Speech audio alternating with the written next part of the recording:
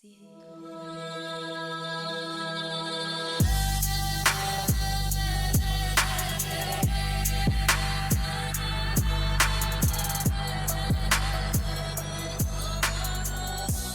listening to the Awaken Broadcast with Cecilia Angel, a space for embodied awakening, honest human conversation, and a living, breathing connection to God's source. This is your invitation to awaken. Hello, and welcome back to the Awaken Broadcast. I'm your host, Cecilia Angel. I'm so grateful to have you here with me once again, and today we are carrying on the story that I have been telling. My introduction to this podcast is to tell you my story. And honestly, if I'm being totally real with you right now, I've been having moments of being like, I could talk about literally anything other than my story. And yet it is strictly not allowed. All I hear is the story is not complete. I have gotten I have been called from the greater field of all consciousness to share my story. And the words specifically that I heard was, show them what I've made you. Show them what I have made you. Now, I would say I'm not one to argue with God, except that would be so untrue. That would be a total bullshit lie. God knows. Tierra sientra, God knows that I actually am one to argue with God. I do my best. I'm actually way better at not arguing with God these days. However, with this one, I don't get to argue. There are so many cool things that I'm so excited to talk about once this story is complete. And so I just pray that you are enjoying it so far. And it's about to get really cool. It's about to get really cool. Now, if you are just tuning in now, welcome. Welcome to the Awaken Broadcast. This is a little experiment that I'm doing on the YouTube. I'm just putting myself out there and I'm telling my story and I'm sharing who I have become. I am a professional channel. This is what I do. I am a professional channel as a result of the past 15 years, particularly the last 10 years of massive, earth-shattering spiritual awakening and remembrance. The only thing that I'm here for is spiritual awakening. I am here to awaken you to the truth of God in and through your body as a tangible, living, breathing, biological experience. Now, I didn't just wake up one day and just know that that was my dharma. I'm telling you the story of how I got here so that everything that I do beyond this in this broadcast actually makes sense. I don't want to leave you with any questions. So welcome. Welcome to part 3 of my story. I'll probably lose track of parts at some point. I don't know. Part 3. And I left off, if you were listening, and if you have not been following my story, either you just pick up here or go back a couple episodes. I've been telling this story. Choose your own adventure. Choose your own adventure. It's up to you. I know that's a lot of responsibility to have sovereign power over your life and your choices. I get it. So you can either stay here and trust that you have landed here. You can always go back if you want to. Or you can go back and listen to part 1 and 2. Whatever. Now, I know that I left off last episode saying that we were about to step into my psychedelic era. And that's true. I love who Cecilia became after her psychedelic era. I was so set free. I have been set free by psychedelics. If you know me, I am a psychedelic lady. The spaces that I create, when you step into containers with me, they are highly psychedelic without the psychedelics. That is always my intention, is to offer you without having to use any external medicine. We're going to find the medicine within. I have learned a lot from psychedelics so that I can translate that experience for you. When you step into my spaces, you're going to have a psychedelic experience because I have cultivated that frequency. I've cultivated that kind of experience so that you don't have to. And I want to be so clear. I'm going to tell you a series of very wild very wild stories that involve psychedelics. This does not mean that you have to do psychedelics in order to awaken. In fact, you don't. You don't at all. In fact, I've gotten really good at translating that experience, just like I just said, so that you don't have to unless you feel the call. When I started getting called to psychedelics, it was my soul calling me there.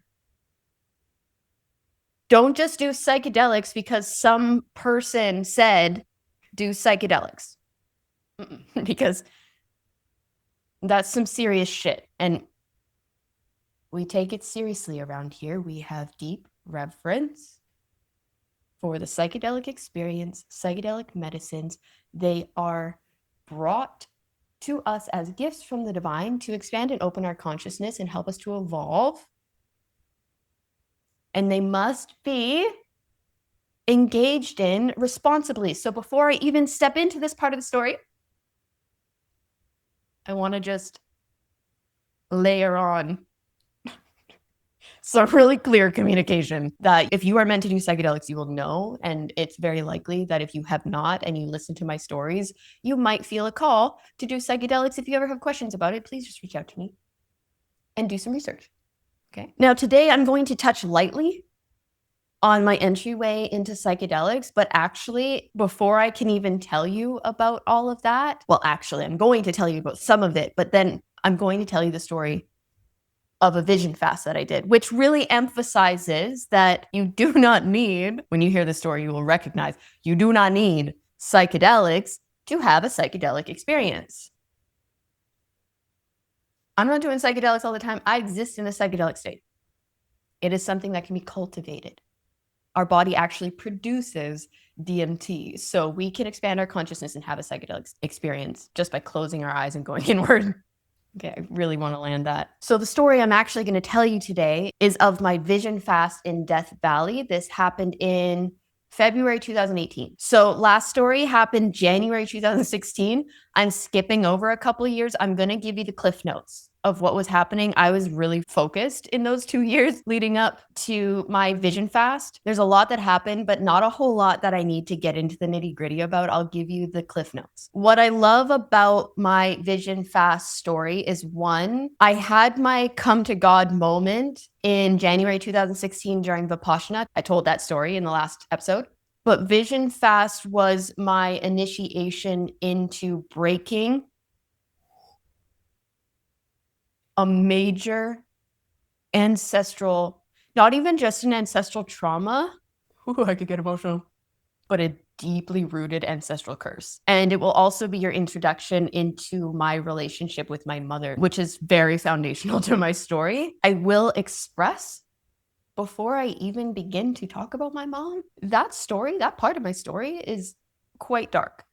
I have personally been deeply blessed. However, I was given space and freedom to do a depth of healing work that no one prior to me was able to do. I am a major cycle breaker for my ancestry on both my maternal and paternal sides, but definitely for the most part, my maternal side. All of the work that I have done clearing my maternal line and overcoming all that I inherited there made clearing my paternal line so much easier. Everything I've had to do with my paternal bloodline has been pretty easy in comparison. However, the work that I have done to clear the pain that I inherited from my mother has been profound. So this will be an introduction to that journey. And in episodes to come, I will go in depth. And when the time comes, I will give you a healthy little trigger warning of all the things that I'm going to talk about. And it will probably be the most vulnerable and difficult episode. Stay tuned. So we left off. I came back from Vipassana. My life is irrevocably altered. I went from, I'm curious about spirituality and going to yoga and there might be a God, to I am now wholeheartedly devoted to the path of enlightenment with a depth of sincerity that I was not even yet ready to admit to myself. I knew it in my heart of hearts. I knew that the only thing for me to do now was to just walk the path of enlightenment. That scared the shit out of me. That was not what I knew that I would be changed through Vipassana, but even I've talked to a lot of people that have gone through a Vipassana course, and there are very few people I actually have not heard. And if you have a wild Vipassana story, please share it with me, because when I talk to other people who have done Vipassana and I tell them what happened to me, I watch their jaws drop. That wasn't my experience. I found my center. It was really helpful. Even people, because I got pretty involved in the Vipassana community, even people who had been practicing for 10, 20 years, I would talk to them about the awakening I was experiencing through Vipassana, and they would say, oh, I've never had anything even remotely close to that. Honestly, Vipassana was the first time that I realized that I don't have just normal little experiences. And you'll really recognize this when I start telling you my psychedelic stories. My soul and my consciousness came to stretch to the very corners of the universe and to really understand some deep universal truths. So bless up. It has taken me years to get right with my muchness. I'm a lot. You know, people who have sat in ceremony with me have often reflected like, whoa, holy shit. Huge experiences. And I just, sorry, not sorry. The wisdom that I bring home from those experiences, I promise I will devote the rest of my life to giving back. That's what this podcast is about.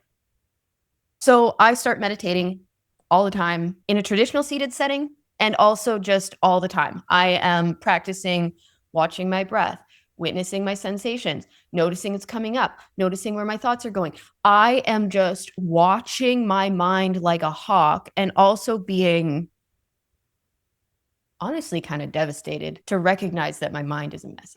I had this big experience. Don't get me wrong. This was not, I didn't just overnight wake up and now I'm in an enlightened state. And even now I'm not. I've told you in the first episode, I'm not claiming to be enlightened. I am somebody who is sincerely walking the path of enlightenment, and that's all I can claim. And I've learned a few things through my experience. I knew I had my work cut out for me. I knew that I had no other choice. Once I saw I had no other choice but to devote myself and to get really sincere. So like I shared in the last episode, I started to listen to podcasts because I needed to understand this psychedelic experience I had during my meditation course. I started to listen to podcasts about meditation. That led me to podcasts by my dear teacher, Ram Dass. I could do just an episode to break down what is happening here. But Ram Dass?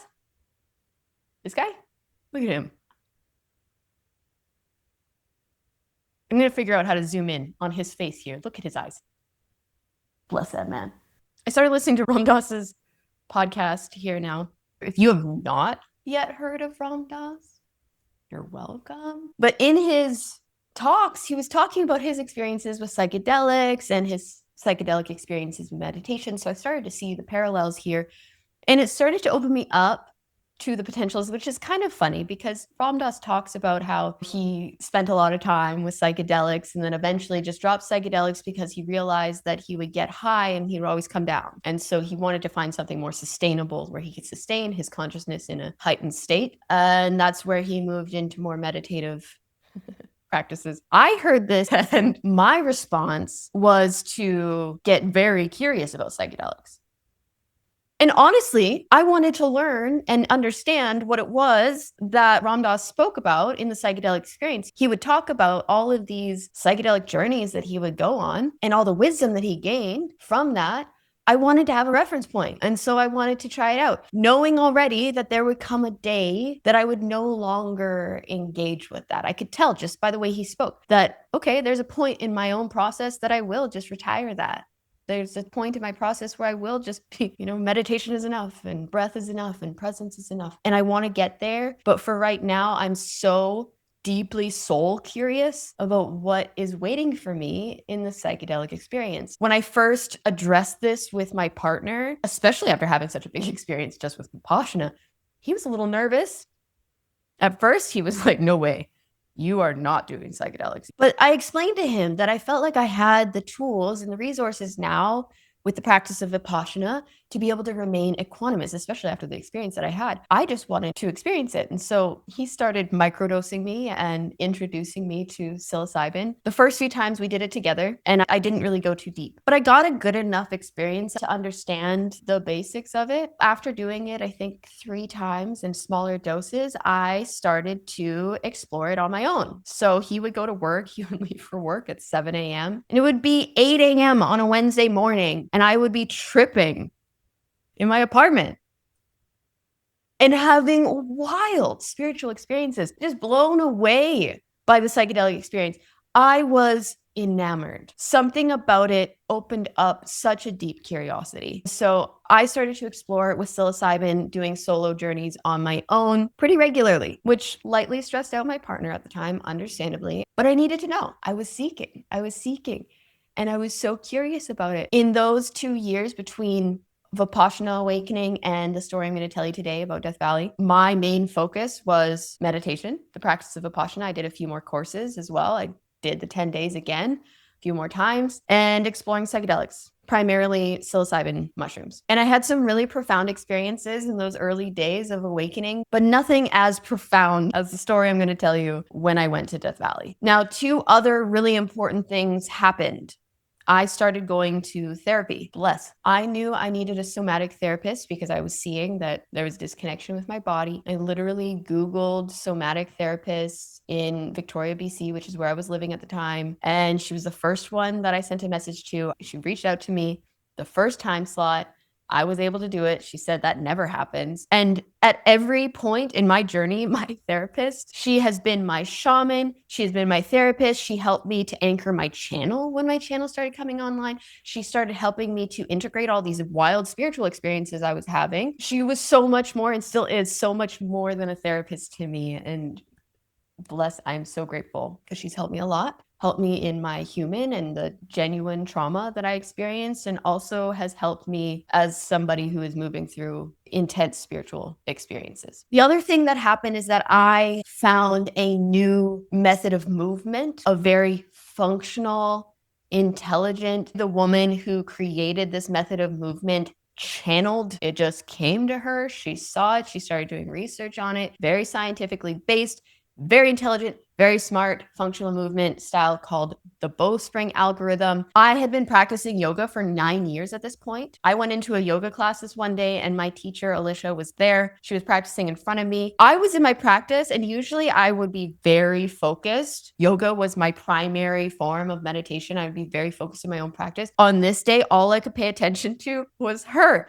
because the way that she was moving was so mesmerizing. It looked like it felt so good. So good. And I saw her in class a few more times before I reached out to her and I said, I don't know what it is that you're doing, but it is not yoga and I need to know it back to front. I need you to teach me everything.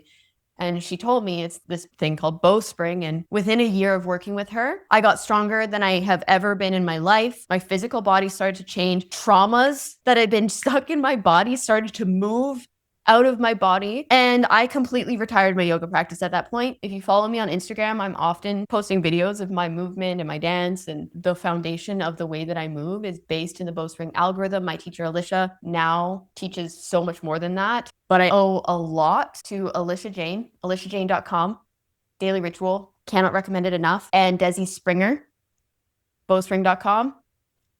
Go explore it. This is truly the most revolutionary style of movement I have ever seen. It is radically ahead of its time. And integrating this has changed everything. It also helped me to open my channel, to expand my consciousness. There was one day that I sat down in Alicia's living room and I said to her, dude, this is a path of enlightenment, this practice. It's very smart. So those 2 years, and I mean, I've been studying that and expanding even beyond that for many years. Bowspring got me deeply into functional movement and primal movement. But those 2 years between Vipassana story and Death Valley story are meditation, mushrooms, and bowspring. That's all I cared about. And I went deep into all 3. So just to fill in that 2-year gap for you, That's what was happening. Also, my relationship was starting to go down the drain. Everything that I was doing for myself, the expansion of consciousness I was experiencing, the meditation and the mindfulness that I was applying to my own life was really stirring up a lot in my relationship. Things were getting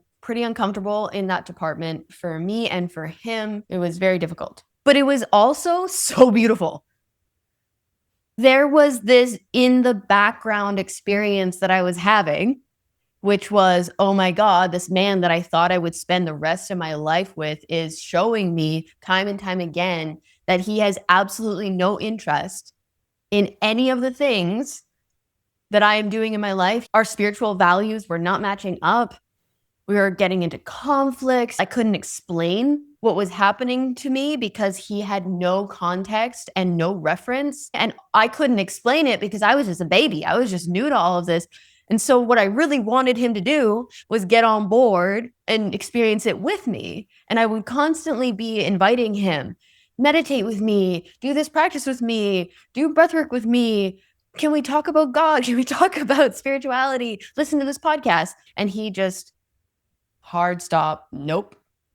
That will not be me. On one level, that was really difficult. On another level, I was also so devoted to where I was going. And I so deeply knew that I was on the right path that regardless of whether or not he came with me, and of course, I wasn't going to just drop out of that. I was going to keep trying. And I did keep trying. I tried longer than I should have. I wasn't going to abandon where I was being guided on a soul level and what was awakening in me. As hard as that was, I was also just so devoted and connected to where I was going and so dedicated to that path that it took most of my focus. And it was honestly so fascinating. It was a really fascinating time in my life because I'd never considered any of these things. Whoa.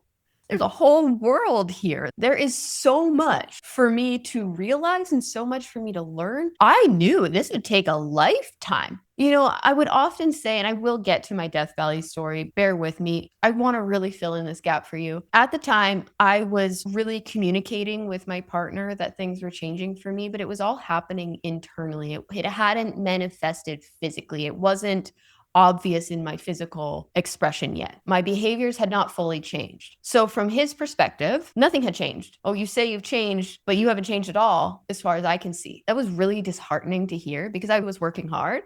I was working so hard internally, and I would tell him, give me some time. This isn't something that happens overnight. This is I know now. I'm resetting my nervous system. I am rearticulating on a biological level. I am upgrading my being to match what I now know on the level of realization. And this is useful for you to know. If you are on the path of awakening, it is not some fast food, one and done overnight success. If you approach it in that way, oh my God, you are going to suffer. You are going to suffer. You're going to suffer. Anyone who works with me knows one of my primary sayings is slow down, go slower than you even want to go. Take your time, let yourself get into a steady rhythm. We are here for self-mastery, soul mastery. We're not here for fast food spiritual awakening, okay? And you don't want to be here for fast food spiritual awakening. You don't. That's some shallow shit. That's going to get you nowhere, okay? We're not doing shallow shit. We're going deep. So that gets you up to speed on where I was at 2 years after Vipassana. I'm meditating.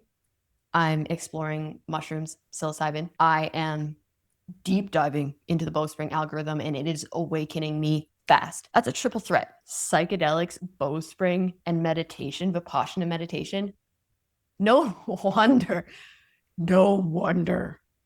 I expanded as quickly as I did. That's a wicked combination. So around September 2017, I was listening to a podcast about rewilding. I was still sharing about nutrition on Instagram. I still thought that whatever I would do would have something to do with nutrition, holistic nutrition. And in some ways, it did. For those of you who have recently participated in my program Animal, there's an entire module inside of Animal where I am talking about nutrition. It's called Eat Like an Animal. And I really call back to this version of me. I was deep in the primal revolution, eating like an animal, eating closer to nature, was really on it. And so I was listening to this podcast on rewilding, and he interviews this woman. She worked for the School of Lost Borders, and she guides vision fasts in the desert and I think in other areas too. School of Lost Borders. Highly recommend. And as soon as I heard her speaking about these vision fast journeys, I knew immediately I would have to do it. This felt like a even bigger deal than Vipassana ever did. Vipassana, compared to doing a vision fast, to me, was nothing. I am a go big or go home kind of gal. When I started practicing Vipassana, I just wanted to learn how to meditate.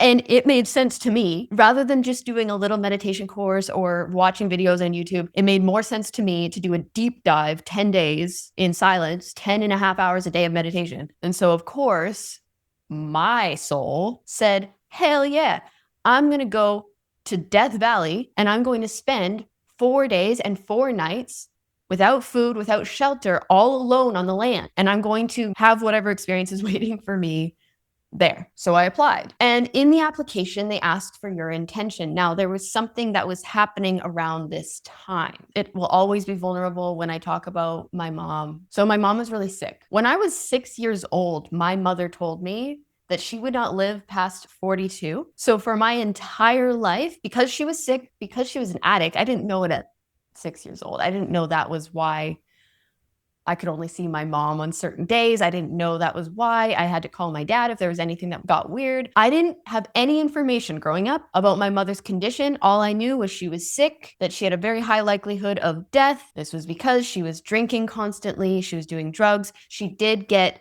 clean. I put it in air quotes because technically my mother went to recovery and she got clean from heroin. And I know I said that I would do a trigger warning here. Whatever. This is just real. This is the real shit. I'm just going to be real with you about my story. Okay. That's what I'm committed to. Para Sintra. She got clean from heroin and crack cocaine and whatever other drugs my mother was doing. I'm sure she was doing all of them. And she got switched to what's called the methadose program, or methadone at the time, which is basically just liquid heroin. I have it on good authority that methadone or methadose and heroin are not the same experience, but they're not far off. And as a child witnessing my mother on methadose, it might as well be the same. I spent my childhood, although my mother didn't raise me, like I shared before, 2 weeks after I was born, my mother went into rehab. My dad took full custody of me because my mother had already lost both of my older sisters to the foster system, and bless my father. My father was not perfect. He would get angry sometimes, and I love him so much. There is a chance that he watches this, and I want him to know you are so deeply forgiven. Thank you. Thank you so much. I don't care.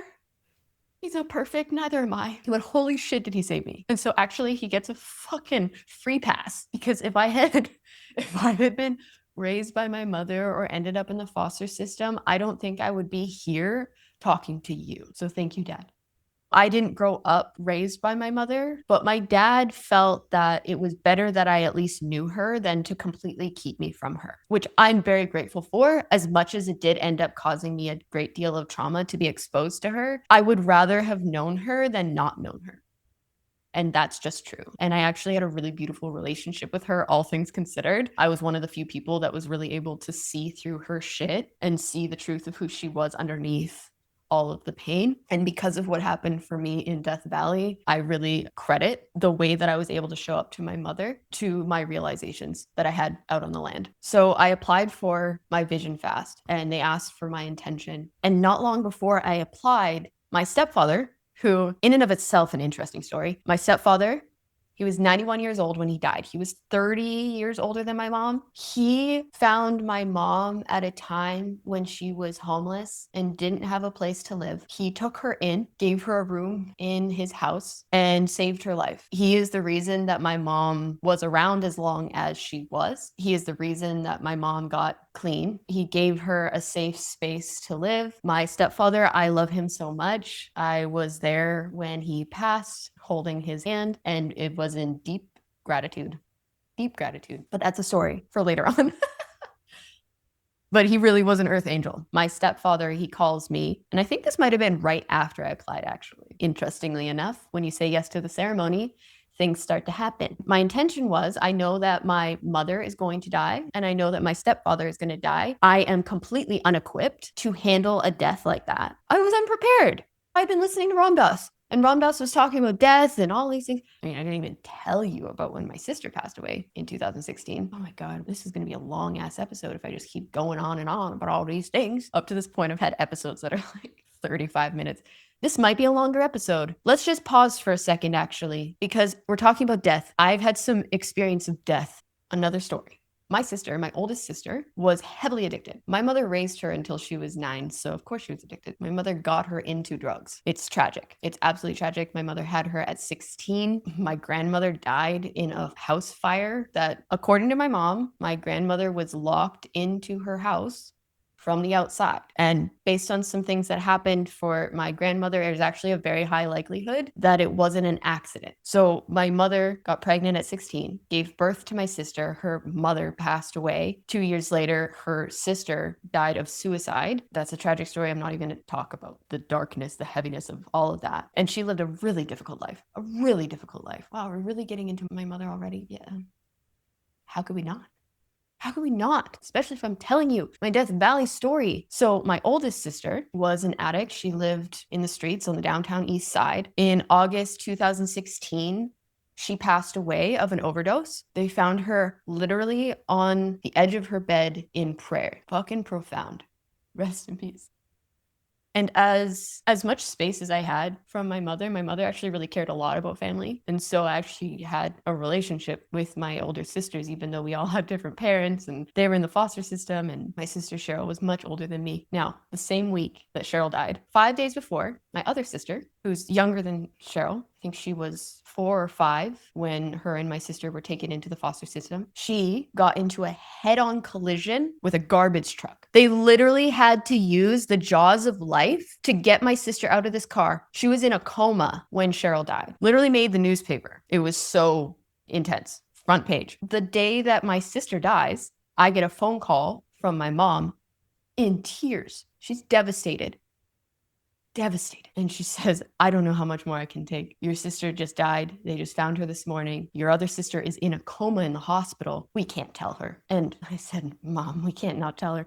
We have to. And so when Sarah, my sister, comes out of her coma, the first news that she receives is that her sister has passed away. Now, I went to go see her in the hospital when all of this was happening. And this was right after I had my Vipassana experience. And I sat with her in the hospital. She had multiple broken bones, had her neck brace. It took her months to recover, major damage. My sister has always been very spiritual. I remember being 14 years old and she was reading me tarot and talking to me about a higher power. Do you believe in God? I believe in God, but it's more than what people say, you know.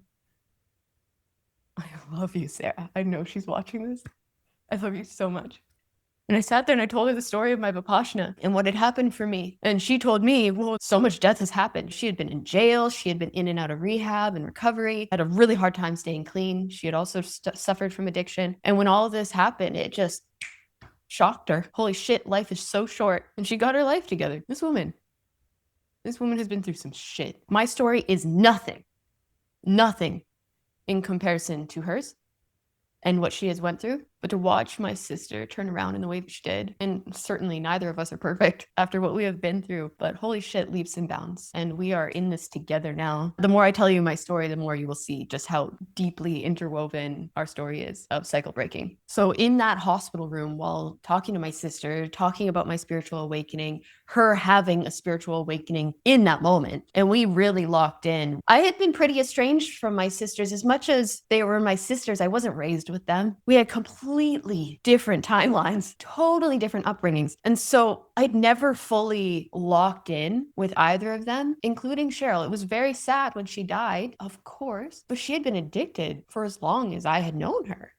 I'd only ever known that version of her. It wasn't entirely surprising. It was sad, but it wasn't surprising when she passed. And I was actually more concerned about my mom when she died. And as I sat there with Sarah, as we locked in our relationship, she said to me, we're going to watch Mom go downhill now. She's not going to be able to forgive herself for this because she blamed herself for her death in a really big way. Of course she did. And Sarah said to me, get ready, mom's gonna die. So this was in August 2016. So I knew and I watched my mom start to go downhill from there. She did. She'd already been letting herself go, but this was another level, which is saying a lot. So my stepdad gives me a call, September 2017, and he says, look, I don't know what to do with your mom. I can't handle her right now. I need help. And he asks me for help with her. I go to my hometown and I take a week off of work and I go through the very emotionally arduous process of making sure that rather than my stepdad, who was very old, he was an old man. How old was he here? Like 88 years old. Bless you. So that it wasn't just my stepdad in charge of all of her care. I put my name on all of her stuff. If there was anything that happened with my mom, they would call me. And she hated it. She hated this. This was her worst nightmare. And my mom was not a kind woman. She was not a kind woman. No, she was very difficult. I was having difficulty just getting her to these appointments. I had made a bunch of appointments with her doctors. She had to get x-rays. She had to get blood work. There's all this stuff that we had to do. And trying to get her anywhere on time, or even just to get her anywhere at all, was like pulling nails. To get her anywhere sober is a whole other thing. And so probably on about the 5th or 6th day, I take her to the hospital and we're there to get an x-ray. And my mother couldn't even, she walked with a walker and a cane. She had a hard time doing things on her own. So I was helping her to change out of her clothes into a hospital gown. And she started causing a major scene in the hospital. Screaming at me, very loud. She's a very loud woman. I am also a very loud woman. And I imagine that it's because I inherited her boisterous personality. Oh, gosh. Muchness runs in my family, for sure.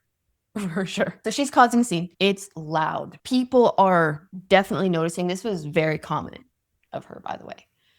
Pretty much anytime we were out in public, she would cause a scene. Yelling, loud, inappropriate, unstable, abrasive, very intense. In my hometown, most people knew who my mom was just because they had seen her around, which as a child and as a teenager was really hard, obviously. So I finally get her into her hospital gown. I put her in a wheelchair. I roll her into the x-ray room. I close the door and I leave. Now, this is a brand new hospital. My mom gets very disoriented, or she got very disoriented. She had no idea how to get out of this hospital. I didn't say a single thing. I was so mad. I was so mad. I stormed out of that hospital and I come out into the parking lot. My stepdad is there. He sees me coming out without my mom and he says, whoa, hold up. What's going on? And I say, I'm leaving. Good luck. Hopefully she finds her way out. I need to go. And it was about 3 hours drive back home. That whole drive, I was white knuckling my steering wheel. It was not safe for me to be driving in that condition. Very mad, very mad. I get home. My partner, who had not seen me for a week, was very happy to see me. I was not in a space yet to express what had happened. And so I just tried to stuff it down and carry on as if nothing had happened. I told him I stormed out, left my mom. He understood. He knew her. He wouldn't even engage with her. Very rarely did he communicate with her, and reasonably so. He had strong boundaries. And we're sitting on the couch, and I don't know what he said, but that red hot anger that had been inside of me all of a sudden just bubbled up and burst, and I snapped at him. And he storms out of the room. Oh my God, why are you being this way? With no information as to what had just happened. And I get up, I take 5 steps into the kitchen, and I collapse into red hot tears. At that point in my life, I had never let myself experience anger, and it was like the levee broke. All of a sudden, an entire lifetime of rage just started pouring out of me, and I was crying, sobbing in my kitchen, so mad, as memory after memory after memory of every moment that had made me so mad with my mom came up and just erupted like a volcano. And my partner comes into the kitchen and he's so confused. Why are you crying? You can't just cry like this without telling me. Meanwhile, I can't even breathe. I'm crying so hard. And I tell him, just go away. I can't talk to you right now. And eventually I came in and said, you think I'm going to cry like that and not tell you why? Come on. I'm very mad at my mother. Rightly so. And it's only just now becoming so blindingly clear that there's so much work to do. And thank God, I applied to do a vision fast a few months later. So now my intention for my vision fast had expanded. Yes, I needed to prepare for the death of my mother and the death of my stepfather. I needed to prepare for this major transition that would happen in my life. But beyond that, I needed to deal with the absolute rage that I felt. I needed to understand the layers of rage. Remember in the first part of my story, when I was on my knees praying to God for the first time? The reason I was praying to God in that moment was because I was seeing myself acting like her. Obviously not in the most extreme ways, but in subtle ways. My behavior was mirroring her. And at the time, I didn't understand, like I said, epigenetics and all of that. I hadn't been raised by this woman. I should not be like her from my perspective at 19. Why am I acting like her? And the very last person that I want to ever act like is her. Absolutely not. Whatever I need to do, whatever I need to realize, I will not be like her. And so now Death Valley was taking on a whole different meaning for me. I need to get right. That rage that I felt in my kitchen, sobbing, that red hot rage, that was not going to be a driving force in my life. I was not going to stay mad at my mom. That wasn't going to be helpful. I knew that intuitively. I knew I had to deal with it. So fast forward, February 2018, and I'm getting ready to go down to California. This was a really exciting time for me because I had been wanting, ever since reading Eat, Pray, Love, I had been wanting to travel so bad, and I really hadn't gotten an opportunity to. I had went to Paris in Italy for like a month when I was 19, but after that I just didn't have the space and the finances, and I really wanted to travel with my partner, but he never had the space and the finance. It just didn't work out. And so finally I was living the dream. I was going to travel to California by myself. I fly down and I spend a week in LA all by myself, which was really fun. Finally, this week in LA, just the week in LA changed my life because LA is a vibe, especially if you are a spiritual person. There is so much opportunity. It was so dope to me. I was going to yoga and spiritual workshops and doing acro yoga on the green down in Venice Beach. And I had so much fun. Just getting in the car with my Uber drivers, I was having, because there's no Uber at the time in Canada. There was no Uber. So that was a new experience. I would book these cars and I would ask my Uber driver, who are you? What are you all about? Oh, well, I'm here trying to be an actor, but I drive Uber on the side. Or my daughter was at a party in the Hollywood Hills the other day with so-and-so. And I loved it. I loved it so much. I had such a good time. The synchronicities that were happening the week while I was in LA were wild.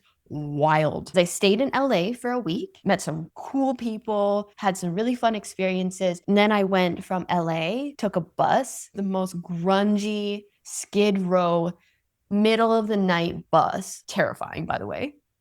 Terrifying. Middle of the night bus to Las Vegas. And bless, there was this man that I met, a true angel that sat with me and protected me. And him and I we arrived in Las Vegas at 4 a.m. and we took a walk down the Las Vegas Strip at 4 a.m. That is the funniest time to take a walk on the Strip. Gosh, I had so much fun, even just in Las Vegas. For the brief moment that I was in Las Vegas before going to Death Valley, I met this really cool Uber driver that drove me to Circus, where I had all my luggage. And then he waited for me because we were having such a good time. At some point, we pulled over on the side of the road and he taught me how to do transcendental meditation. And he was like, this is top secret meditation. Don't ever teach this to anybody. Bless that man. We actually stayed in touch for quite a while. But he drove me to my Airbnb where I was staying with somebody from the Vision Fast, and we were going to drive together to Death Valley the next day. And by synchronicity, this man that I stayed with in the Airbnb actually had deep experience with Vipassana, and so we went so deep that night about Vipassana meditation, which was just so great. That week really changed my life. This was when I started to feel things building in momentum. I knew that there was a higher organizing intelligence that was beginning to work through my life in such an obvious way. It was becoming so obvious at this point. So the next day we drive out to Death Valley and we meet with this group of people. I was out on the land for 12 days total with a group of 12 individuals who were doing the fast, as well as the guides who were running the fast. And Oh, it was special because I'd never done anything like this before. I had no experience with ceremony. And so we spend the first 4 days preparing. They give you the rundown, how to stay safe, how to work with the elements, how to work with ceremony, how to build ceremony, the 4 directions. They talk about how the veil becomes thin when you go out there, and that really, although we're not doing any kind of psychedelic medicine, you will begin to have psychedelic experiences with the land, that you are going to be in this altered state, not only because you aren't eating, but also because you've made an agreement with spirit, that when you cross that threshold, you're going into the land of spirit. And so on the 3rd or 4th day, you go out to find your place. So this is the place where you're going to be fasting. And this is the deepest I had ever allowed myself to connect with nature and intuition. I literally found my place after searching and searching and searching. I finally stopped and I asked this voice that I've been connecting with. I knew that all things were alive and conscious at this point. And I asked, show me where my place is. Immediately, a gust of wind comes behind me and I just follow it. Okay, that was an immediate response. And so I follow the wind and it brings me to this rock outcropping in the middle of the desert. And I climb up it and it's a bit treacherous. And I'm checking in. Are you sure this is where my place is? Yes, yes, yes, yes. Okay. I get to the top and it's this flat rock that's overlooking this bay. And when I stand on that rock, I can see the view. I can see so far. I can see the mountains. And I knew it. This is my place. This is where I will fast. I locked it in. I put a marker there. I remembered where to find it, and I went back to base camp. Now, in preparation for our fast, we share our intentions, and this takes us a couple days to share our intentions with one another. And we share why we are here, what it is we're trying to get out of this experience. And then we're asked to face the mountains and to say our power statement, to speak it, to scream it out into the mountains. And the power statement that I came up with, and bless, I have my notebook here. This is literally my notebook from Death Valley. It is so jacked up. My power statement. I am a strong, courageous woman, nurtured by the Great Mother, who carries the wisdom to break the patterns of those who came before me. I am a strong, courageous woman, nurtured by the Great Mother, who carries the wisdom to break the patterns of those who came before me. This was my claim going into Death Valley. And when I screamed it out into the mountains and was witnessed in that, I could feel it. Oh, I could feel it. And I knew something powerful was about to happen. So a few days later, we set out, you get up in the morning, they bless you, they pray over you, they smudge you, and they send you off beyond the veil into the land of spirit. You go out to your place. And so I walk to my place. I climb up my mountain. It wasn't really a mountain, but it was like a pretty high up rock outcropping. One day I will go back to Death Valley. I want to go back to that place somehow. I don't know if I would be able to find it. I don't know. Anyways, I digress. And so I go out there and I set up my camp. No tent, no food. So it was pretty easy. But there was a few little places that I, oh, this is where I'll sleep and this is where I'll meditate and this is where I'll do my ceremonies and all. We're just gonna lay the land. The first day was the only way I can describe it. It was like I was a child. I was in pure innocence and joy. I had fun. I sang. I brought a little singing bowl, so I was singing and playing my bowl and praying and meditating and dancing. I laid in the sun naked. I sat on my rock and I watched the sunset, and it was so beautiful. It was so beautiful. I had such a beautiful experience that first day. Like, even when I think about it, just the effervescent joy and innocence that came through me. Like, yes, I am so on purpose here. This is exactly what I want to be doing. But then the real work started. The first night, I had a dream. And this was the most vivid, crystal clear dream. So the dream starts out, and I'm in the back of a car with my younger sister. I know I talked about my older sisters. I got 2 younger sisters as well from my dad and his ex-wife. And we're in the back of the car and we're on our way to go to dinner with these 2 movie stars. And the energy is like we're in, if Paris and Hollywood could merge together, that was the vibe. And so we go for dinner with these 2 beautiful movie stars. And me and my sister are sitting there and we order our food. And I order a plate full of the most decadent desserts, cakes, and cookies piled high. high. And as I'm talking to these movie stars, I am putting handfuls of this dessert in my mouth while talking to them with my mouth full from pure ego, just trying to impress them. This that I've done and that I've done that I really had never done before, but just trying to impress them. Then at some point, I realized that I'd been sitting there completely ignoring my younger sister, who just has wisdom in her soul. Bless. I love you so much. And I turn to her and I say, oh, I'm so sorry. I haven't been sharing with you. Do you want any of what I have? And I look over at her and she says, like a wise sage, she says, oh no, I'm okay. And I look at her plate and she's got vegetables and sprouts and just the most living nuts and seeds, just living, breathing foods piled high on her plate. And in that moment, something clicked. There was something about the energy that she held in that. Then the dream changes. And now me and my sister are in Las Vegas. It's like a Las Vegas hotel, hostel, casino. And we're walking the halls and we're going from room to room to room. And in every room, there is a group of people that I know from my past. And I'm coming in and it's very exciting. Oh, I haven't seen you in so long. How are you doing? And a lot of these people are drinking and doing drugs and they're just talking about gossip and drama. And every time I go in, I'm like, this just isn't my vibe anymore. But in every room, there was one person from my current life that would be in there and I would take them and say, come on, let's go to the next room. And I did this again and again and again, probably for 5 or 6 rooms. So by the end, I got to the end of these rooms. I still remember this dream vividly. This was one of the most vivid dreams I've ever had in my life. I'm now surrounded. I've got my sister and like 6 or 7 of my closest friends that really are in alignment with who I am and who I am becoming. They represent the version of me that I'm choosing to be, that I'm saying yes to. And I say, let's get out of here. And we run very dramatically, slow motion style, out of this Vegas hostel casino hotel. And then I wake up. I reach over and I grab my notebook. And without even thinking, this poem pours out of me.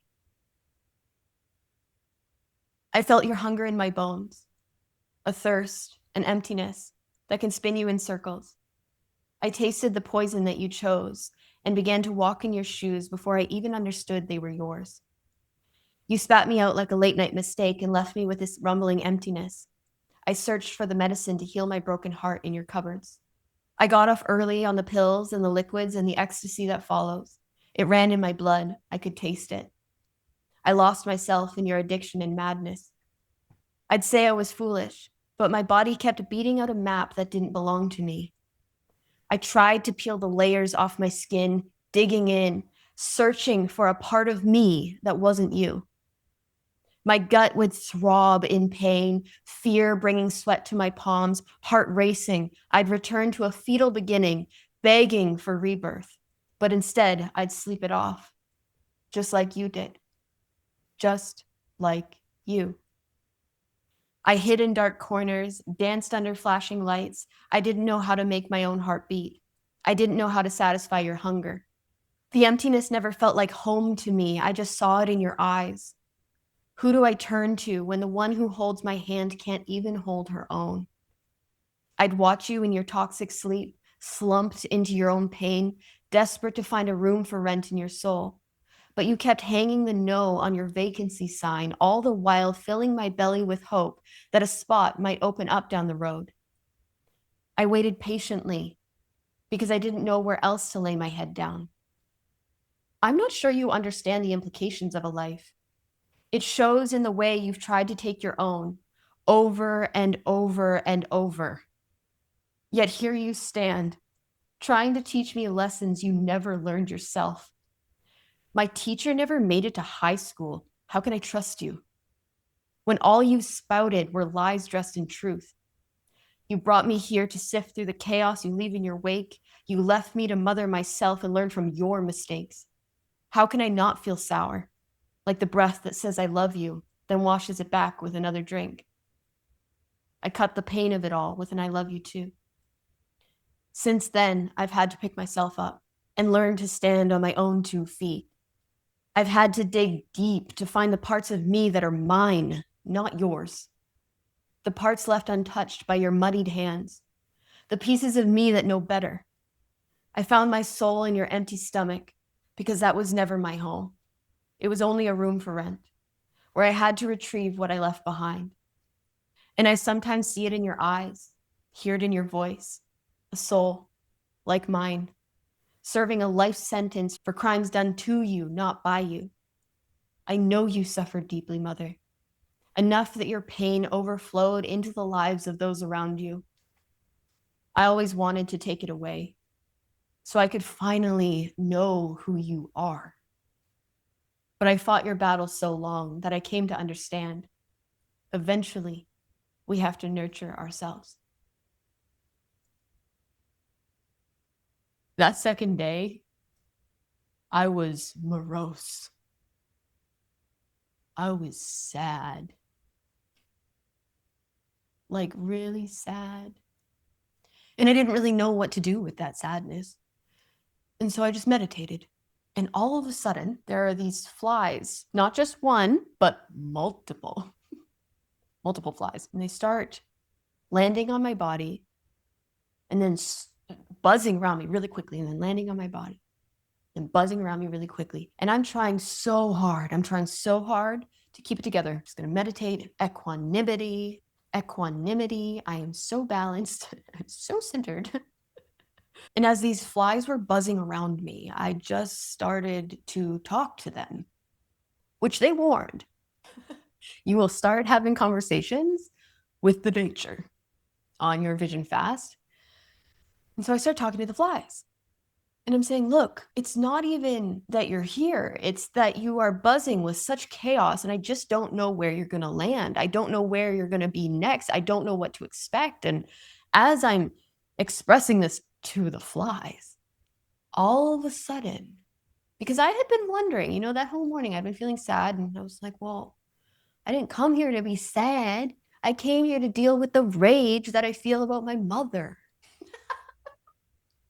And yet here I am, just so sad and depressed. But these flies represented the energy of my mother. And now the levee broke. And I was mad. Oh, all of a sudden, I was very mad. And so I went and I sat on the edge of the cliff and I picked up my book and I called in my mother and I felt her come in. And I said, listen, you're going to hear me. You're going to listen. And I start to read that poem to my mother. And all of a sudden the wind picks up. And I was wearing a hat and the wind comes in almost, and I could feel the revolt. I could literally feel my mother's spirit on the wind tossing my hat in rejection after I got to like the second stanza in my poem. And I got up and I said, I'm going to go down and I'm going to get my hat and I'm going to come back up here and I'm going to read you this poem and you're going to sit there and you're going to listen. So I go down, I get my hat, I come back up, I climb back up on my rock, I sit down and I sit there and I read that poem with the full power of my soul. And as I'm doing it, all of a sudden the wind starts to whip and the wind. And I was steadfast and I said, I see you. I see you and I hear you and I understand that this is hard to receive, but you need to hear it. So finally, I finished reading the poem. The wind is now stirring up. I go down into the bay and bless.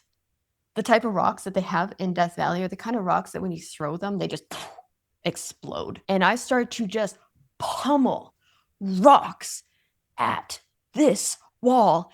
And every single rock, I am scream crying.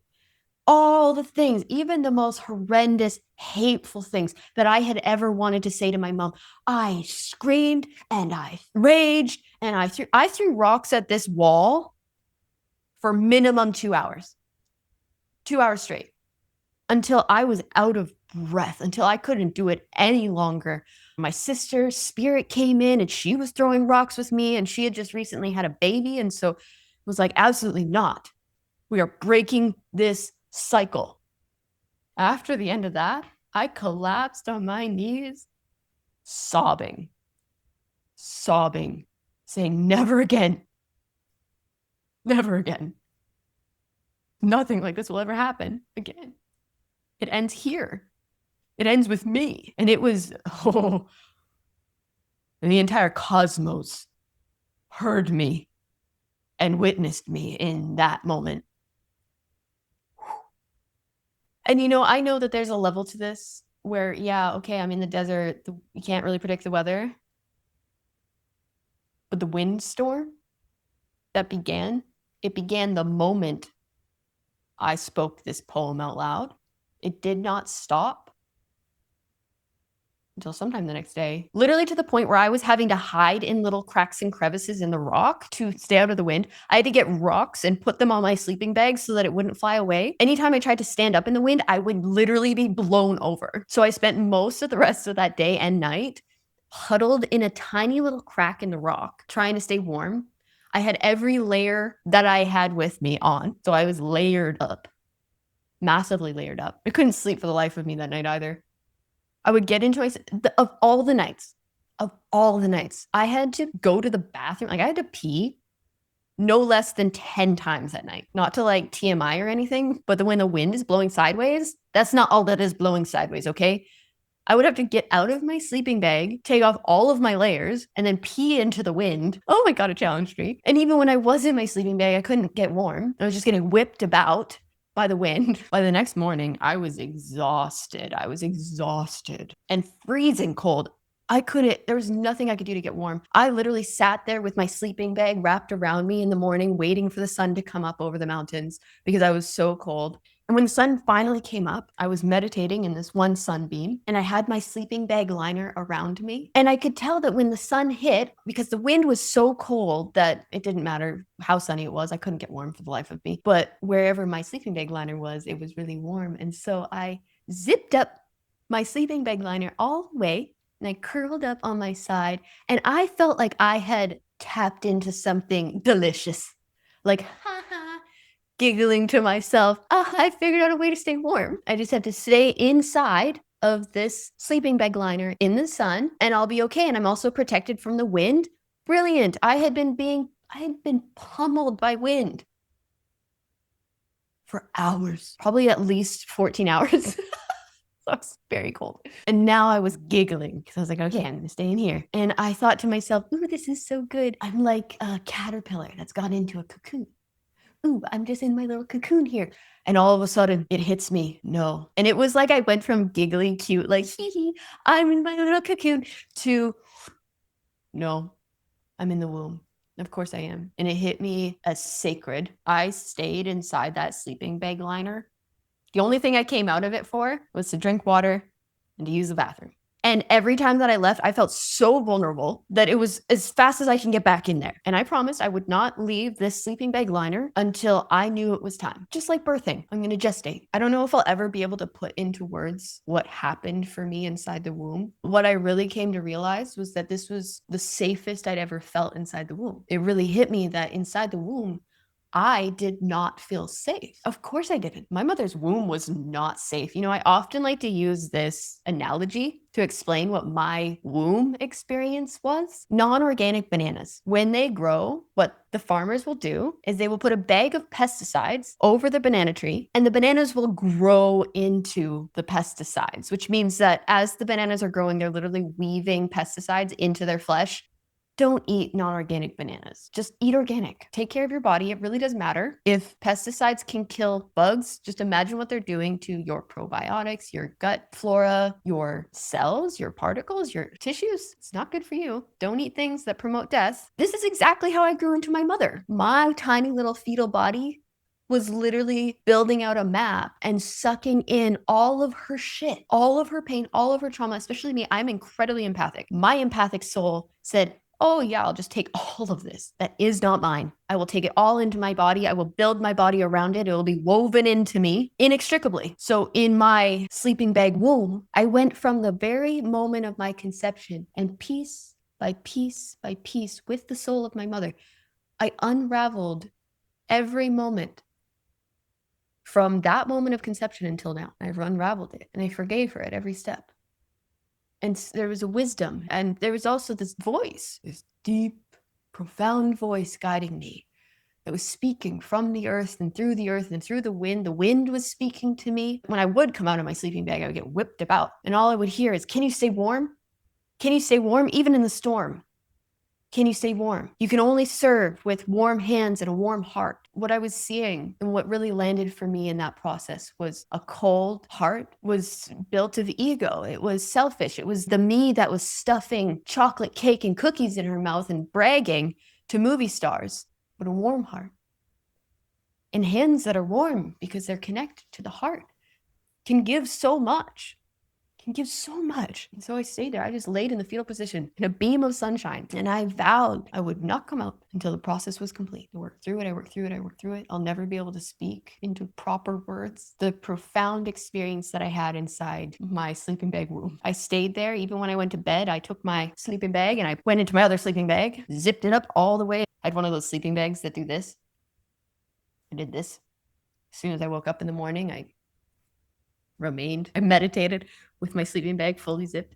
So now we're on day 4. I'm freezing cold. I'm sitting in the morning, still wrapped up in my womb, waiting for the sun to come up. At this point, because I haven't eaten in days, I'm feeling so nauseous. I thought I might actually be sick. I was really grumpy on the morning of day 4, especially after everything I'd just been through. I had just went through a windstorm. I'd been so cold. I just processed deep womb trauma. I had raged at my mother. I had wrote this poem that came from my soul, and a lot had happened already. I'm sitting there and I look down at this rock in front of me, and God, I love this story. I look down at this rock. In the way that the light is hitting it, the rock looks like the emoji, you know, the really silly drunk emoji with its tongue out and its eyes like, ah. This rock looks like it has this really silly face, and this just annoys the fuck out of me for whatever reason, because I was just nauseous and annoyed. And I don't know what caused me to say this out loud, but I look down at this rock, super bitchy, and I say, don't look so silly. And all of a sudden I hear the rock respond and it says, why not? And I just say, good point, why not? And then the rock says, don't you feel silly sometimes? And I say, right now I feel nauseous. And the rock responds, as if it were ancient and old, ancient rock wisdom, sage energy, which annoys me as well. And I say, well, you wouldn't understand, you're a rock. And the rock says, perhaps, but I have fallen apart before. My curiosity was piqued. And I lean in and I say, well, what was that like? Sometimes it takes days, sometimes it takes years, but eventually I just fall apart. So why take things so seriously when you know you'll fall apart sometimes? I just started to cry. That was the most important wisdom in that moment. Why take life so seriously if we're gonna fall apart sometimes? And so I just fall apart. I fell apart. I sob and I sob and I sob, and finally I get myself back up from my very deep sob. And I realized that my sleeping bag liner in my sobbing had fallen down around my waist. And I thought to myself, naturally, I am emerging from the womb. It's just happening naturally. And there is something in that really clicked of, you can't control anything. Everything's going to happen exactly when it's supposed to happen. So at the end of the 4th day, everybody is asked to do a ceremony called the Purpose Circle Ceremony, which is where you set up rocks in alignment with the 4 directions. And for the entire last night, you're going to stay awake. You're going to sit in the middle of your purpose circle and you're going to cry for a vision. And so I spent the day setting up my purpose circle, blessing it, preparing that space. And then it was just kind of a waiting game. Honestly, I had done so much work at that point. There had been such deep ceremony that had happened that the last day just kind of felt like, whoa, who knows what else could happen? I've got time. There was a moment where I really sat with death and felt what it would be like to lose all the people that I love, because I came to Death Valley to prepare for my mother's death and for my stepfather's death. But it was more than that. I started to prepare for the death of my father and the friends that I loved. Anyone that I love could die at any time. And there was something in that where I found peace. It was a very easeful peace. And then at one point, I just decided to lay down. I was staring up at the sky and I closed my eyes. And I saw myself inside of a casket, and I was at my own funeral. And as I was laying there, person after person came to me and they were sobbing over my body and speaking words about how I had impacted them. People that I had never even considered would be at my funeral were walking up to my casket, and I was in real time realizing, oh yeah, they would be there. And they were saying, oh, this one moment with Cecilia really changed my life. I really started to see what an impact I had already made on people in my life. That if I were to die in that moment, there were people in the world that would be very sad. And as somebody who wasn't very excited about being alive up to this point, who had low-key wanted to die for many years, that was a really big turning point. And it was so subtle. I just laid there and I said, oh, oh, wow, unexpected death ceremony day. And when I opened my eyes, I looked into the sky. And I don't know if you've ever had this happen to you. You look into the sky and a cloud just manifests in that moment. It was a perfectly cloudless day. And I look into the sky and all of a sudden this cloud manifests and it looks like a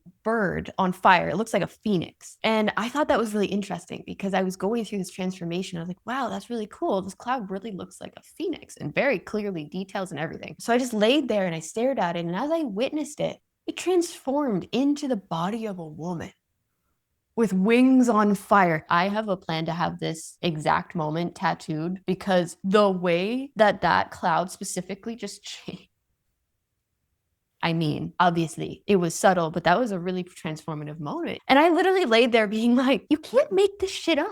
It was exactly how I felt, like a woman reborn. And so as the sun was going down, I sat beside my purpose circle and I started to pray. And the prayer that came out of me, the prayer that came out of me that night, was just another prayer that the entire cosmos heard. And I said a lot of things in that prayer to prepare for my purpose circle, but there was something very specific that I said, which was that I asked my ancestors to come to witness my rebirth, that on this night I would be reborn. So as the sun went down, I got into my purpose circle and I was prepared. I was like, I'm not going to be too cold. I've got all of my little hand warmers, the little hand warmers that you tucked them into all my socks. Now, prior to this, I had pushed a huge rock, and I had not eaten for days, so I was very weak. The amount of power was the last amount of gas in my tank. I pushed this whole rock into the center of my purpose circle because I needed something to sit up against for the night because I got hit by a car when I was 18 and it messed up my spine, which has healed now, mostly because of bowstring, which I spoke to before. And I knew that if I was going to sit an entire night, that I knew I needed a back rest, so I pushed that rock. I call on the power of the universe. Push that rock into the center of my circle. And so I'm sitting there and I've got my rattle and I'm rattling and I'm waiting and I'm crying for a vision. 2 hours in, I knew it was going to be a long ass night. I was bored and pretty close to throwing in the towel already. I'm supposed to sit here all night long. Okay. And about 2 hours in, all of a sudden I hear the voice and it says, lay down. Okay. I immediately lay down, which I stayed laying down for the rest of the night. I didn't use that rock anymore. And so I lay down. I'm going to listen to that voice. It's very commanding. When the voice of God comes through, you listen. You listen. When it comes through that clear, okay, lay down. Now I am looking up at the stars, wondering why I hadn't been laying down this whole time. In the middle of Death Valley, you can see every single star. And the Milky Way, it is beautiful. I spent the whole rest of the night literally just watching the Milky Way slowly make its way across the sky. I saw 13 shooting stars. It was so good. It was so good. So I'm laying down, I'm looking up at the sky, half expecting the voice to continue to communicate with me, but nothing. And so I start to say, show me my purpose. Show me my purpose. I'm doing a purpose circle ceremony. I want to know my purpose. And I hear the voice. You already know your purpose. No, I don't. That's why I am in a purpose circle ceremony. I am here to discover my purpose. So please share with me my purpose. You already know your purpose. It was very dismissive. I said, no, please, sincerely, I'm here all night. Can you tell me my purpose? And I literally felt God. Okay. And God says, you see all these stars in the sky? And I say, yeah. You see how brightly each of them shine? Yeah. Does this star need that star to shine as brightly as it does? And I said, no, it shines brightly on its own. Yeah. Okay. Back home in the city, can you see all these stars? No. Why is that? Because of light pollution, the light from the city, right? Humanity suffers from light pollution, much like you experience in the city. They are so distracted, nobody can see their own light. And what is it that you think is causing this light pollution for humanity? And I think about it, well, social media, our phones, we got our face in our phones. Literally was seeing the light coming off of technology. Yeah, so here's what I want you to do. This is your purpose.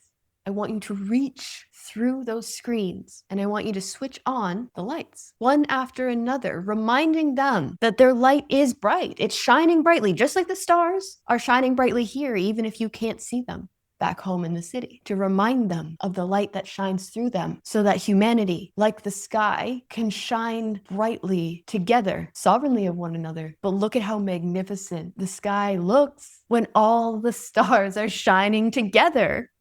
And I said, okay, understood. The information that was then downloaded into me came through so fast. Literally, I had my journal. There's literally scratched up notes in here of my entire business plan that I have been following ever since. I have notes in here talking about my business, the exact structure of my business from 2018 that was delivered to me in that moment. Of all the things that I would create that I have looked back on, prophetic. God showed me crystal clear. I could barely keep up. I was literally saying, hold on. Slow down. I can't write that fast. So that comes through. I get this zip file of my soul mission and the business and all the things that I would create. And then I'm just kind of sitting there. Okay, well, that was awesome. I still have so many hours left in my night. So many hours. And so I'm sitting there, and part of what had come through for my business was around breath work. So I just started to breathe. So I was kind of bored. It had been a while since I had that experience. I was like, okay, well, if I'm going to teach about breath and meditation and awakening, then I'll just breathe right now. So I start to breathe, and I'm breathing in a very specific way that I had never breathed before. It was very intuitive. And if you are in my world, I now teach very deeply intuitive breath work. What I was doing, it was like I was sucking in. The more that I breathed, I started to feel, because I was getting more oxygenated, my hands were tingling, the insides of my mouth were tingling, my whole body was tingling with this intuitive breath work that I was doing, and my whole body was starting to take over. And as I was breathing, all of a sudden, I could feel this chasm that began to open up right here. And the breath started to hurt real bad. It literally felt like there was vice grips that were cracking my ribs open and opening up my chest with every breath, and it was laborious. I started to make sound. I was rocking back and forth, breathing as my chest was being ripped open with every breath, and it was so painful. It was so painful. I was crying, and I knew that a process had begun of birthing. There was an intuition of labor is not painless. Labor requires effort, and this was effort.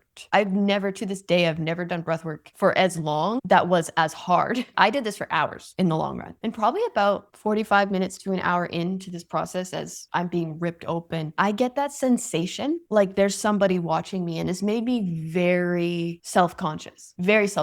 I stopped and started looking around. It was really hard for me to stop the process that was happening. So I was looking around, and I started to wonder, is there an animal? Because I was making a lot of noise, I thought maybe there's a faster that's not so far away that heard me and maybe was concerned. And I thought, no, they would be in their own purpose circle. There's no way. And so I'm feeling really self-conscious, trying to continue on my process, but feeling like I'm being watched. And all of a sudden the voice comes in and says, you asked them to be here.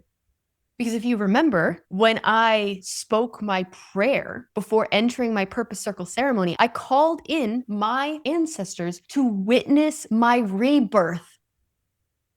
And I suddenly realized that I was surrounded by my ancestors and that they were there supporting me in this process of rebirth. And I just big crying. And so I carry on. And again, just like being in the womb, when I was in my sleeping bag liner, I knew just however long this was, even if it took until the morning, I'm going to stay here. I'm going to do it as long as this labor takes. I'm just going to stay with it. And I breathed and I cried and I made sounds like a woman in labor, and my chest ripped open. And at some point, because the palms of my hands were just pulsing with energy, at some point, I felt intuitively to put my hands together. And as soon as my hands came about here, they, like a magnet, which was really surprising to me. I had no experience of energy like this before. This was my first introduction to what we might call energy work and the electromagnetic field of the body. Every single step of my awakening has happened blind. I have no idea, I have no reference point. It's just happening. It's all intuitive. I don't know. I think about how I have been through this awakening, and I just see me with like question marks around my head being like, I don't know what's happening. It's just happening. So ignorant, so innocently ignorant, telling me stories and watching people's jaw drop, being like, what? This is what happened to you? I don't know. That's just what happened. It just felt intuitive to put my hands together. So after my hands shot apart, I started bringing them back together, and it was hard to push. There was a force between my hands, and I started to shape this energy between my hands. And it became this, I could literally see it, this ball of energy that represented something powerful, something important. And so I built it up and I breathed into it as my chest is still ripping open. And finally, I got to a point where it was so charged and electrified, I could barely keep my hands still. Like, it was so hard to keep my hands like this. Like, they were shaking. My hands were hot, by the way. Warm hands, warm heart. God. Then I just know that I am to take this ball of energy and to place it inside the chasm in my heart. And so I take it and I start to put it in there, and it does not want. Have you ever seen images of particles that are just chaotic particles? This energy just, oh, no, you can't get me in there. But I knew it had to go inside. That's why the hole opened up. This hole was opening up for this energy to go inside. And so I took that energy and I pushed it, and it took all of my effort to push it inside of my body. And it hurt so bad. I was screaming and crying, and my ancestors were there. Oh my God. Finally, I got it in and I started to press on my chest. Oh, it aches even just remembering it. And push and I push and I push. And just like you push in labor, I had to push that energy into my chest with all of my might. It took a long time. By the time this whole ordeal was complete, it was maybe an hour before sunrise. And when I really felt confidently that that energy was now contained within my heart, I found myself just sitting, weeping, holding my chest like I was holding a baby. And I just rocked slowly, holding my chest. And then God comes in and says, a seed has been planted. If you nurture this seed, it will grow to be something more beautiful than you can even imagine or comprehend. But if it is neglected, it will turn sour. Within each and every person holds the potential for tremendous good and shattering evil. It doesn't matter who you are. It's all a matter of circumstance. And I came to really understand that in that moment, that, oh, based on circumstance, anybody could be dark or light.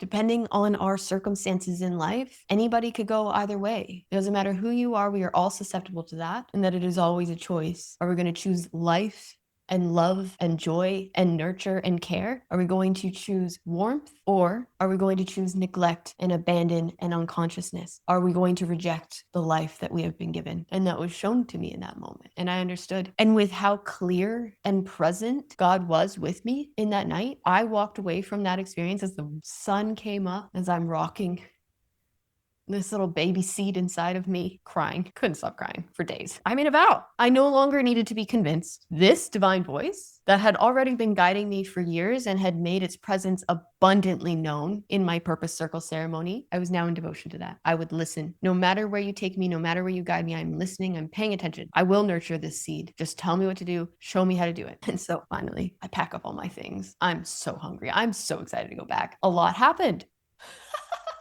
So I get all my things together. I had already packed everything before my purpose circle ceremony, so it didn't take much. And I go back to base camp. And when you get back to base camp, they usher you back in. They bless you much in the same way as when you walked out. And the head guide, this beautiful old woman, oh my God, big grandmother energy. She comes in and she pulls me in for a hug. And I was like, holy fuck. And she says the first words out of the newborn babe's mouth, holy fuck. And when she said that, I looked at her like, how do you know? How did you know that that's what happened?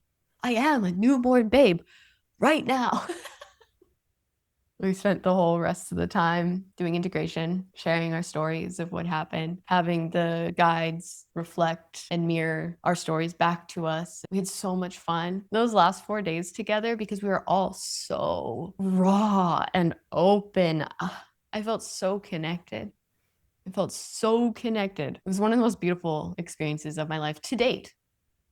This is one of my favorite stories to tell. And, we break our fast. We have a feast. And there was this one day, this is such a funny little little story. There was one day while I was out on the land, I got a random craving for hot dogs, which admittedly, that is a guilty pleasure of mine. I love hot dogs. I think they're great, but I don't usually eat them. That's not something I normally eat unless I'm camping, roasting a hot dog over the fire. But there was one point during my time on the land that I got such an intense craving for hot dogs. And I mentioned this to one of the guides and he said, well, while you guys are out on the land, we eat food for you. So one of the nights they actually ate hot dogs and I picked up on the fact that they were eating hot dogs and got a craving. It was literally the exact night that they were eating them. So obviously this experience expanded my perception of reality. I had been exploring psychedelics, but to have such a highly psychedelic experience without any medicine changed the game for me. Okay, there is so much more at play. If I was curious before, I'm definitely so curious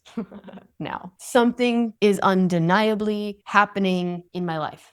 And so I traveled home. I got a ride with one of the fasters back to LA. I had every intention to spend more time in LA, but after being in the middle of Death Valley for days, I did not want to be in the city. And so I ended up going to Santa Barbara. I met up with one of the fasters there. I went to the Museum of Natural History in LA and I spent 4 hours just in the room. They have an impressive collection of rocks and crystals and meteorites. Oh my God, if you're ever in LA, check out their collection of rocks and minerals. I spent hours in there because it was the only place that I could handle. I was so sensitive. I was so raw. I was so open. Literally for days, I was just holding my chest. The faster that I was with would literally be like, you've just been holding your chest. Are you okay? And this was before I shared what had happened. So they didn't actually know what had happened. I was like, well, you'll see. When I tell you my story, you'll understand why I've just been holding. Because it was like I'd been stitched up and I was healing a wound. I could physically feel that. And then I made my way back home, trying to integrate, coming home to my partner who was getting more and more shook by the day around what was happening for me, deeply uncomfortable with the process that I was moving through. Understandably so. Look, I do not blame him for being as hesitant, for rejecting what was happening for me, because it wasn't his thing. It was my thing. And I really tried to force it down his throat. I tried everything to convince him to get on board because I did not want to have to leave. That was the last thing I wanted. What I wanted was for him to see that I was clearly having a really powerful and beautiful experience. I thought every time I told him the story of anything that I did that would expand me further, I thought that for sure this time he'll be able to feel it. He'll see that this is real and true, that there's no turning back. I'm not going to change my mind. This isn't just a fad or a phase. It wasn't a fad or a phase. I am devoted to the path of awakening. I have an entire brand called Awaken. I am committed. I've thought about how bold it is. I think I talked about this in the first episode. It's bold for me to have claimed my business to name it Awaken, because that holds me accountable to who the fuck I say I am. If I say I'm going to teach you about spiritual awakening, I better mean it. And I'm telling you, I mean it. So that's where we're going to end off our story today. This was a very long one. I'm having half a thought to break it up, but maybe not. Maybe you want a long story. So we'll see. Maybe I put it into parts. Part 1, part 2, or we just do a whole ass long podcast. I don't know. I don't even know how long it's been. I'm figuring this out as I go. This whole thing is an experiment. Thank you for coming along for this ride. So next time, I'm going to start talking to you about whoa. I'm just realizing the story that comes next. Thanks for going on this ride with me. I know this is a wild story. I already know. It only gets more and more wild as we go. My next story is another major catalytic moment of holy shit, I can never be the same. I'm about to tell you my story of introduction to ayahuasca and how she awakened my spiritual gifts and opened up my prophetic vision and showed me the real bigger purpose. Not only this was so much bigger than me, I was shown a vision of what was about to happen on the planet, and it changed everything for me. It set me firmly on this path. Absolutely no turning back. I could not unsee what I saw when I was introduced to ayahuasca. Yantro ayahuasca vira sientro dai. Ayahuasca and I are very good friends. So I can't wait to share that part of this story with you. I'm sending you so much love. Thank you so much for receiving me. It feels so good to just get this off my chest. I've been writing about this in the Remember Weekly newsletter. I've shared some of these stories there. This is different. I feel like there's a way to hide behind long form written content. This feels like taking the veil off and saying, yo, I've been over here having an experience. This is the story of that experience. So we're leaving off February 2018. Shit's about to get crazy, okay? If it wasn't already, it's about to get even more crazy. If at this point you have any curiosity about the work that I am doing today, if already you've heard this story and you're like, oh my God, what? I'm going to link down below, 1, my website, go explore, but 2, the best place to start is my Threshold library. I have a series of very low ticket masterclasses talking about how to connect to God, how to pray, how to express, moving through my signature quantum embodiment process, breath work, channel transmissions, so many beautiful things for you to explore as you enter into my world. So I'll leave the link for the Threshold library if you have a curiosity. It is there for you. These masterclasses are $22, $33. I have a high level nervous system course for spiritual awakening. It's $33 full course, and it's really good. So highly recommend. I'm looking forward to dropping in with you next time. This next story is so good. I can't wait to share. I will see you then. I'm sending you so much love. Have a wonderful day. Thank you for being here with me. Thank you so much for hanging out with me for the Awaken Broadcast. If this episode resonated with you, supported you, or awakened something within you, I'd love for you to subscribe or follow the show. Leave a review, share it with a friend, or drop a comment wherever you're listening or watching. It genuinely helps this work reach the people it's meant for, and I'm very grateful for that. If you want to go deeper, you can find me on Instagram at Awaken with Cecilia, Cecilia, or explore everything I offer at awakenwithcecilia.com. I've linked it all for you in the show notes, masterclasses, my monthly membership, and other ways to dive in. Thanks again for being here. I'm looking forward to seeing you in the next broadcast. Until then, I'm sending you so much love.